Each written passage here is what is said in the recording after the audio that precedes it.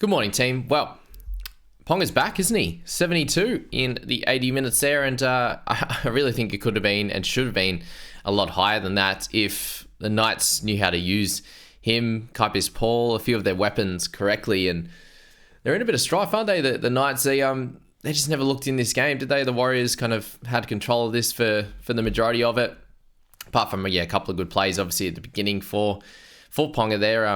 It just wasn't gonna happen for him, and if they can sort that out, then Pong's gonna get back up to that 55 to 60 average pretty quickly. But the first 4 weeks haven't been great for him. So let's keep a watch out for that. And Ponga, we know what he can do. We've seen it at the back end of last year. We've seen it obviously across his career as well, being a low 50s scorer, and this was one of those games where it was on full show, and back up to 49.5 average now, which is nice.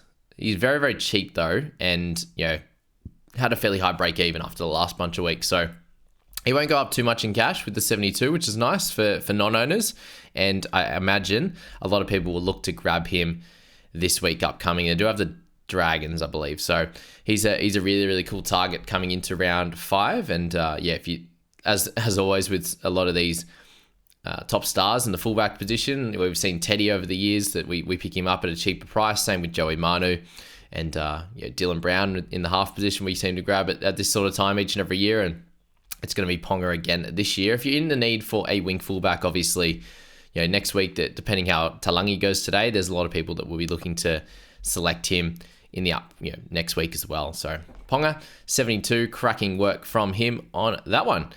We go to Jackson Ford next, and a 64 from him, and he seems to be scoring really, really well this year, better than even last year he could provide us. So 52.5, no concussions, hasn't been out at all yet, and they do seem to put him in really good positions. He does seem to run really good lines to make a line break in this one for a try as well.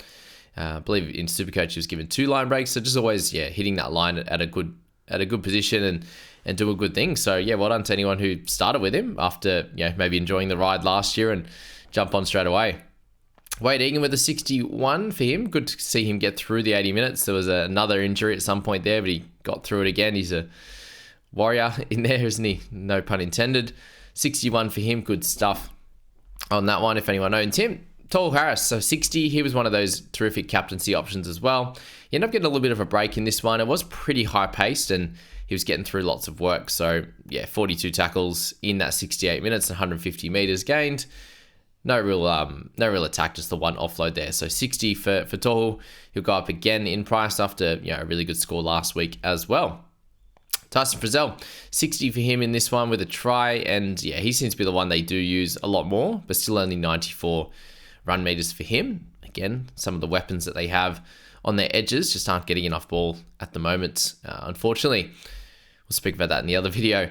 Johnson, 59, guys. So he had a nice, solid game. Back to kicking goals. Obviously, it was very sad to see our boy Lukey Metcalf go down injured. It doesn't sound great. It didn't look great. He couldn't even walk on it. Obviously, there looks like tibial fibia in a bit of strife there. Hopefully, we get some of the better side of news. NRL Physio doesn't have anything further as yet, but it could be like a very short recovery, or it could be a fairly long one in the 3 or so month category there. So prayers up for him, and hopefully he's okay. But Johnson, back goal kicking, doing good things. Obviously plenty of kicking in general play. I think he'll just be close to this 60 mark on a regular basis until he could get his running game back up and running.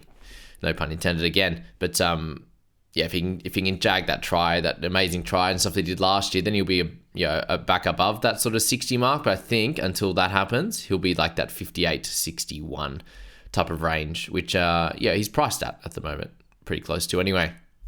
Capewell, 54 for him as well. So a pretty big game overall. There's a lot of players, as you can see here above the 50 mark, which boded well for a fantasy perspective in this game. Kaipis Paul was a big trade into the week, and really impressed with what he could provide us. And there was 3 missed tackles in there. He started kind of hanging for a bit. He was 21 in 25 minutes and really struggling, I think, with about 12 or 13 minutes to go on about 31 or 33, something like that. And things sort of picked up again for him. But he did look a little bit gassed in the back end. Wasn't looking for work as much and kind of hanging on out on that edge. But he's one of those weapons that I was talking about. You've got Bradman Best out there doing good things, and they would go to him a little bit. Obviously, 198 meters run in this one, but they're using their guys through the middle a lot. And yeah, Dylan Lucas got 170 on the right hand side, and yeah, Tuala out there on the wing doing some good. He was actually really, really good, Tuala as well. But Kaipi Sport, one of those guys I think they need to give a little bit more ball in good position. And then Ponga they didn't use in the second half at all. So if they can sort that out, then I think he can go even better than this 53. But at the moment, 53 we're super happy with, and priced at about the 40 mark. Was it 41? 39? 39. Priced at 39. If he can get anywhere near this 50 going longer term, he's 150k up, and a lot of people will be looking at him for sure. So if you jumped on this week, then happy days. We got a good score out of him, and it's in base again this week. So 4 tackle breaks and an offload. He did take a couple of sideways runs at the back end, trying to create something, which is exactly what we want as well. He picked up a few palming tackle breaks, which is great for fantasy, as we know. So yeah, he'll be a solid pickup over the next few weeks for those interested. But again, fairly expensive. And if you need an edge though, that's where you want to be. But I know a lot of people will look at Ponga and the like. You got Bradman Best at 49, as we said, really good. Not one we want to look at this point. Losing cash at the moment. Jacob Saifidi, a good game for him.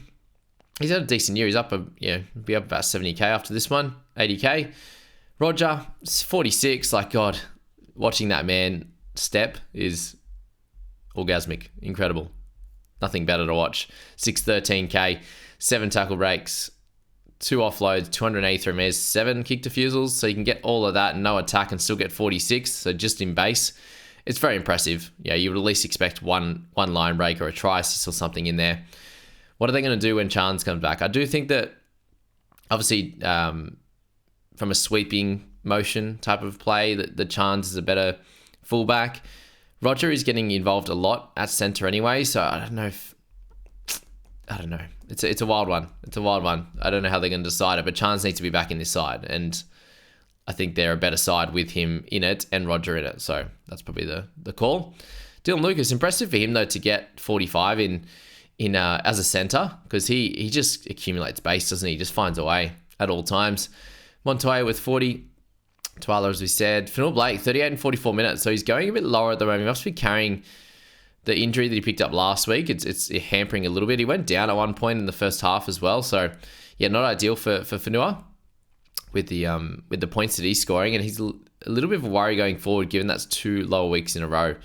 So let's keep an eye on any injury news from him, and we'll make our decisions from there. But Adam Elliott with 38, guys, 60 minutes. So not happening for him since that one massive game. He's got an 86 in his average and averaging 51 for the year. So it's still good. And the main issue here is that if you bought him after that big one, then you've absolutely copped it, because you've had some low ones since, sadly. So yeah, 38, it's not good. You're holding another week, but if he goes another 30 odd again, it's probably closer to the sell category, just because he'll start to lose money from that point. So Dallin Zalesniak, 36. So he's had a pretty solid year. That's all in base as well, so good stuff for him. Crossland getting 57 minutes, with Brayley getting the other 23, or a little bit more potentially. I feel like he came back on the end. Where's Brayley? 26. Yeah, he came on for a couple of minutes at the end in Crossland. So yeah, that's it. Crossland not. If you've still got him, I think he's a sell now because of Brayley being back. Jack Cogger, 32. I'm just not sure how this is working out with the halves at the moment. You've got 2 halves that aren't giving your best players the ball. So that's the worry at this point. Harris Tavita came on and played the rest of the game, picked up a try and a try assist, so good on him. He would, absolutely awesome for him, and he'll enjoy that. Who's going to come into this side next week? That's the question. It looks like it's probably Chanel. He's also probably a better 14 than Tamade is. So which way they decide on that, we'll find out. But Chanel's an awkward one, because he'll be over 300k now, or close to it. No, actually he won't be, because he's been going down. It'll be 300k, but his scoring isn't great usually. So yeah, he has to get these types of numbers to get to score well. Brayley at 14, he'll go down another big chunk. Didn't score as well this week. The PPM wasn't there as much. So yeah, just keep watching him go down. Tom Jenkins as well is another one to follow for when the Knights get their shit sorted, basically, and he'll be sweet. And Brodie Jones, 13 minutes, didn't take any of Kaipi's ball. So happy days for there. And then Frizzell played 80 as well. So they just used him through the middle in this one. All right, Sharkies Raiders. We will chuck in my Supercoach thoughts after this one as well, guys, for those interested in both. All right, some big scores from important players, which I suppose is good. It's very good. I had 5 players in this game, all from Raiders. So it was looking really good. Look, they all scored pretty good in general, but like Sharks put on like 30 in a row. It was worrisome times for a little bit there, that's for sure. But Hines with 76. He was terrific fantasy-wise in the game. Again, he doesn't have to get involved as much as he needs to. That was his first try assist, second try assist of the year. And it was in the last minute, and it was easy as. So defensively, he's been great. 28 tackles again, 150 run meters, 320 on the kick meters. When they're winning, he's going to be kicking goals, obviously, as well. And the odd tackle breaks and offloads from there. So he covers all bases. He's scoring well enough. He's got the bye next week. I do think a lot of people will be targeting him the following week in round 6. That's potentially me. The question probably lies then, if you don't have, or if you've sold Cleary and you don't have either, do you buy Hines in round 6, or do you get Cleary in round 7? Or are you trying to get both over that next bunch of weeks? It's pretty interesting. We do need a lot of our players to start making more money if we're interested in doing that for sure. But Hines, 76. Great captaincy option, best of the week. For those that are saying that he wasn't, bit weird. 37 at halftime without doing anything of note. Just shows that the base stats that he accumulates are incredible. Speaking of base stat incredible monsters, it's Cam McInnes here with 70 in a full 80 minutes. So I cannot work out Mr. Fitzgibbon. It's 46 minutes one day, it's 54 the next, it's 80 the next. No worries. Yes, I understand they're missing some forwards, but they still had enough. They still had people on the bench that could play decent minutes. And you had Jack Williams there with 46 as well, but they kept McInnes on the whole time, and he bumped up a 70. So congrats for owners. Really needed it. I think if you captained him, you're cheering, obviously, there as well. With that 70, double at 140, happy days. And he was probably I had him as the second best captaincy option of the week, likely. Hines, McInnes, Fogarty, I had tied, I think, second and third. Carrigan and fourth. So yeah, they all delivered, thank goodness. Tommy, I had like fifth as the boom or bust play, so that didn't work out. Sadly. Head-to-head team, no good. Anyway, Fogs, as I said, next best captaincy option there, 63. He was my captain, 26 tackles, 2 misses, an error, which sucked at the start. There was a few of them there. We had Rapiners trying to save the 40-20. Had Smithies drop one, terrible pass out in front, and then Fogs dropped one as well. I was like, oh, come on, guys. He picked up a 40-20, good kick meters again. He's just getting it in all different ways, guys. So he's averaging 60 for the season. He has like 2 try assists, 2 try assists, 1 line break, and then all in base outside of that. So awesome work for him. A couple of turnover tackles just to add to it. Awesome. He'll continue to make some money. He's got at least 100k to make if he keeps averaging this. That's for sure. So good stuff. Williams 59, mate. Incredible effort from you. 3 turnover tackles as well. There's a lot of drop ball for turnover tackles, especially up top here. So he was good. Tapane, welcome back. 62 minutes in this one. So Hosking went down, and that was the sad news of that. We'll go straight into him actually with his 16. And man, this game has swings and roundabouts, that's for sure. He was the absolute dominant figure over the last few weeks, and then he comes to Cat 1 HIA with a bit of a bad tackle technique, sadly. Side of the head, bang. Not good. Bleeding as well. So he's out next week. Prayers up for him. Hopefully he's okay. But it's just wild. You can get a 93 one week, and then you cop a 16 the next, and it's just like, come on, man. It's rough because he wasn't scoring well in this game either. To then get that head knock, missed tackle, probably would have snuck his way back up to 40 or something like that. But it wasn't to be in this one, and just shows that 1 week you could have a bit of a shocker with your team, and the next you could have a gun week, and it could go the other way as well. You could be absolutely flying and go shocking the next. So just how it works, this crazy game that we love to play. Tapane, 57 for him. Just the big minutes again. 3 offloads. When things weren't going right for them, he was the one to step up and make multiple runs in a set, and that's exactly what you want to see from Joey. Good to see him back in action, playing well. 57. He's someone to have a look at over the next few weeks for sure. Blake Brayley got a try in this one, so welcome back to the try scoring ranks. I don't know, probably been a while for Blake actually, but 55. Averaging 48.5, so good stuff for him. How good's the GOAT, Danny Levi? I was talking to the guys, I was like, surely there's a game here soon where his base stats pick up a bit, because his stats over the years say that he can, if he gets these type of minutes, anywhere near the 50 odd 60, he's like a 40 player in base. And it hasn't been the case yet. But in this one, we obviously got the good try again. He's got three of them now in 4 weeks. He's on pace for a mammoth season, like 18 tries or something. And then 29 for 3 misses, an offload, tackle breaks, turnover tackle, a little bit of running in there as well. So, and came back on the last 4 minutes when Smithies, I don't know if he's going to pass that, but he copped a head knock with 4 minutes to go. Beautiful, just exactly what I needed for my squad. But Levi, for those that do own him, I don't believe the head-to-head team has him, so that's tough. 12.3%. We get another price bump. Happy days. Maybe a couple more over the next few weeks. So hookers that play 60 minutes, surely they score well eventually, and this was the case in this one. Kale Iro, I'm not sure if he's going to be playing again come round 6.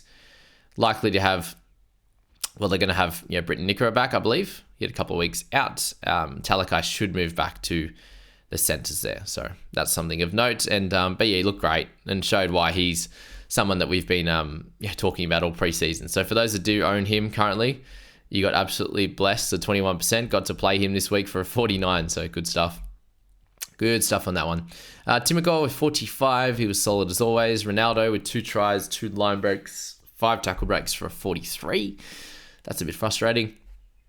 Ramian with a 41. He's had a bit of a slow start to the season. We could definitely start looking at him from round 6, given he's averaging 33. Someone named Nickera we'll be looking at as well. Katoa 41 with a try and a try assist. Wilton 38, so he's had a couple of low ones since that big one. Definitely someone to keep on the radar as well, because he could have those massive ones on a weekly basis. Hudson Young is going to be close to under 600k after this as well, so plenty of fallen guns at the moment, given Hudson Young 2 years ago was a 750k player, but he definitely doesn't look the same, I would say. Trindle, Hazelton, all solid. Ethan Strange, how good was he? 37, we kickstart our price rises again now, given his break even, I think, was somewhere near the 30 odd mark. But that 37 is going to help out. The other scores are going to come out of his rolling average very soon, and he'll start to make some money again. So good stuff for Strange. We needed it. And in a week where, Sam Hughes didn't step up for us with an 8, we got Strange's 37, and Levi stepped up as well. So good stuff there. Horsburgh goes down a little bit with his 34. Good to see the big red back out there doing good things. Papali'i 34, Smithies 57 minutes, so it's getting a little bit lower. And I thought that maybe he'd play a couple more there, but I think they sent Mariota out to the edge, and Smithies got 23 minutes, 20 or 19 minutes of rest before it would have been 61, but he copped that knock at the end, sadly. But good to see him making 100 meters, but 3 inside 10, 6 agains, bit sucky. An error and a missed tackle in this one. So 31 tackles, thankfully a bit up, and he was in a lot more. They ran at him a lot more, which was good, but still 34. I think that he's going to be my sell for the week. Next week, that's for sure. I'm not even sure if he passed his. I'm assuming they took him off for a HIA check. I saw the bib, but those last 15 minutes ones are tough to work out when they're not really obvious, and they just take him off. He took him off straight away. Geordie Raps with a 34 as well. I'm just happy at least this game there was all updates. There was no updates going down, as a few people have mentioned to me. Down dates is more fun. 34 for him. Lovely try assists, 4 tackle breaks, turnover tackle. There wasn't much going on for Raps in this one. I think him and Fogarty were part of a turnover tackle at once. So that was lovely. Just didn't have much space to go nuts with offloads and tackle breaks, but 34 will take after the 61. He makes some money again, and we just keep going. We need to get him all the way through until round 6, I believe, as at fullback would be nice, where they play the Titans. So that's what we're hoping for here. I think might be Roosters next week. Savage 30, Mariota, played some edge. What was interesting here was actually Seb Chris. I thought he was great at the start. He looked like he was bending the line. He had plenty of post-contact meters. And then you look at his score near the end, and he's on 18. So, yes, the team struggled defensively. He only gets 10 tackles and 84 run meters. But the first half was where it was happening for him. And He got really close to breaking the line a few times, and one of those ones where you can only get one tackle break from it. So yeah, it was a bit of a tough one if you did decide to bring him in. I didn't, and in the end, for the in the head-to-head team, I've brought Talangi in, which worked out well. If you recall in that trades video, I changed my mind during the video, and I was like, well, I think Raiders going to be pretty good. Seb Chris will be good. He did look good. He looked better than the last year anyway, and then just didn't get the score. So hopefully he bounces back and he's fine. We spoke about Hosking. Talakai 14, so please get him back to the centres if you're an owner, that's for sure.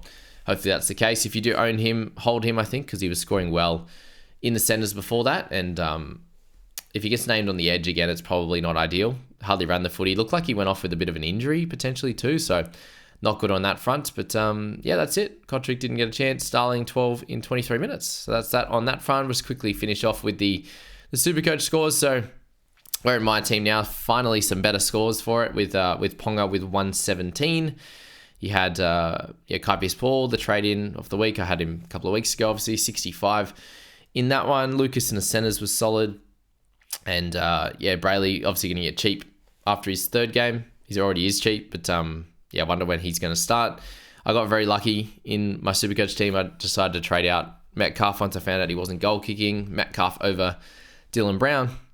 Metcalf had been making money, but not anymore, obviously. So did trade him out, and Supercoach gods helped me out on that one. But I hope he's okay, obviously. Roger, 58. Man, he looked like he had a better game than that, didn't he? So one of those things. Harris was solid. Johnson back with a 75. Good stuff for him. And then Ford with the big ton. So yeah, that's that. No one really clear sells apart from Metcalf. And then the Sharkies game, I had Ethan Strange and Smithies on my bench there. So at least solid scores from them. They'll make a little bit of money. I think Smithies got close to one more. That would have been probably his last price rise. Hosking still got 32 in Supercoach, which is funny to see. He got 16 in fantasy. So what was the difference here? You got a try contribution, okay. 18 tackles, 3 misses. So they gave him more misses in here. One offload there. Oh, you got a held up in goal. Okay. Yeah, right. And then 3 runs. 3 runs there. So that's that. And Hines' 94 was big. Iro, for those that grabbed him from the start and ended up playing him or had him on the bench, you wanted to play him this week in the end, I think, obviously, with 97. Because I wonder how many games he's going to get back. Trindle was much better, but again, are you super excited by that? Not sure. Mulatalo is 78, a good score for him if you brought him in last week. Geordie Raps 55. Fogarty lost some of his points, sadly, in that one as well. So Fogs went, you're not going to try contribution rather than a try assist. So it changes all the time, doesn't it, how that one works. And for those that are fantasy players, Fogs was at 69, went down to 53. You had Tedesco at 67, down to 47. So if we don't like our updates, then Supercoaches are pretty tough, pretty wild, pretty gnarly, that's for sure. So that's that one, guys. Thanks for being here. We'll see you in the next one.